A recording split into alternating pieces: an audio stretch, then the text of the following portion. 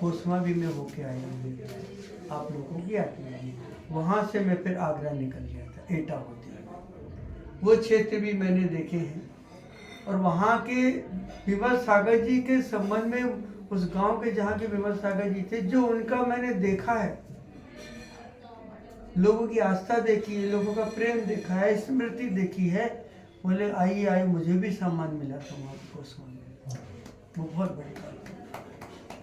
इसके बाद में मैं आगे बढ़ा और उनके ही आशीर्वाद से आज मैं यहाँ तक पहुँचा।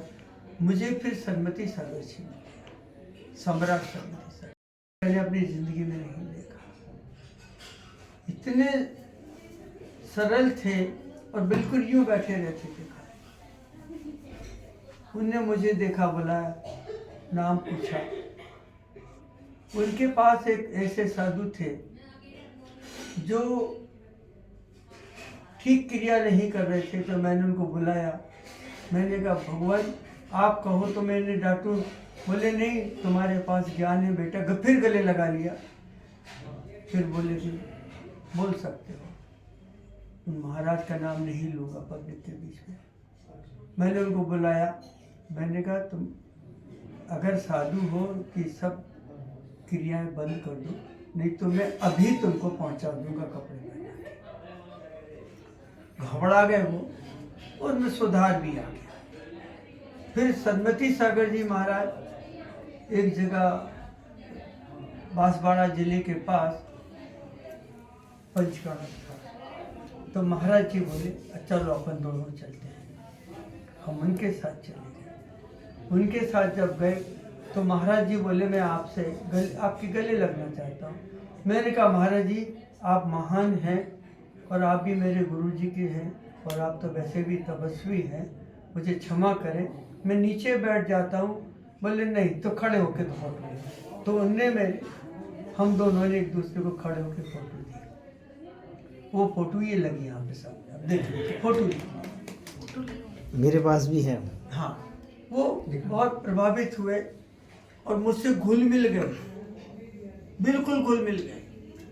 कोई भी काम करना तो मुझसे पूछे, अब क्या करें। और फिर हम दाहोद चले गए, सरमती सागर जी हम लोग। दाहोद में पंचकर्णक था। पंचकर्णक में एक साधु, फिर नाम नहीं लूँगा, मेरी दृष्टि चली गई। मैंने उस कमरे में जाके ठक ठक किया और उनको डांटा कि ये क्रिया अब आमदनी दिखनी चाहिए। इतने प्रसन्न हुए सरमती सागर जी, बोले आज मेरे को साधु मिला और आज आपने सही सही कहा, आपने इनको सबको सुधार दिया। तो महाराज जी मेरे बिना नहीं रहते थे। फिर महाराज जी ने फिर कहा कि बेटे मेरे साथ चल। मैंने कहा गुरु जी ये सब छोटे छोटे साधु हैं, अभी मैं बाद में मिलूंगा। फिर वो छतरपुर पहुँचे और मैं दूसरी जगह था। खबर आई कि उनको बुला दो पुष्पदत्त को। वो फिर मुझे पद देना चाहते थे, गले लगाना चाहते थे। तो मैंने खबर दी कि महाराज दूरी बहुत है, नहीं आ पाऊंगा। उसके बाद वो अपने गांव चले गए, गांव से वहाँ आगे निकल गए। फिर खबर आई कि उनकी तबीयत ठीक नहीं है, तो मैं बॉम्बे था। तो बॉम्बे से मैं रवाना हुआ कि चलो महाराज जी के पास जाता हूँ। लेकिन रास्ते में आके पता पड़ा कि महाराज जी की समाधि हो गई। और महाराज जी में इतनी ताकत थी कि वो कभी सहारा लेके नहीं चले किसी का। मैं तो आपका हाथ पकड़ के चल लेता हूँ, सहारा ले लेता हूँ। वो लंगड़ाते चलने लगे, बैठे नहीं, रुके नहीं। 10-15 किलोमीटर बिल्कुल ताकत नहीं। तो उनकी जीवनचर्या देखी मैंने, शुरू से देखी। कुछ नहीं लेते थे, खाली एक घूंट पानी से करेंगे आगे तक, या एक अन्न का दाना लेंगे, शुरू करेंगे और एक से लेके आगे तक चले जाते थे। वो साधना भारत में देखने नहीं मिली।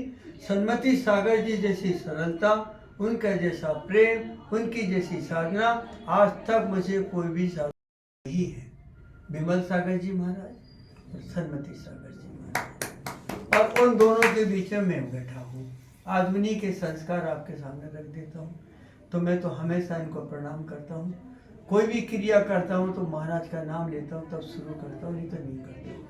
इसलिए सरमती सागर जी महाराज वो भी एक देव थे, और विमल सागर जी महाराज भी एक अवतरण लेकर के आए थे, शायद मुझे दीक्षा के लिए देने के लिए आए हों, और सन्मति सागर जी शायद मुझे गले लगाने के लिए आए हों, वो मुझे याद है सब कुछ।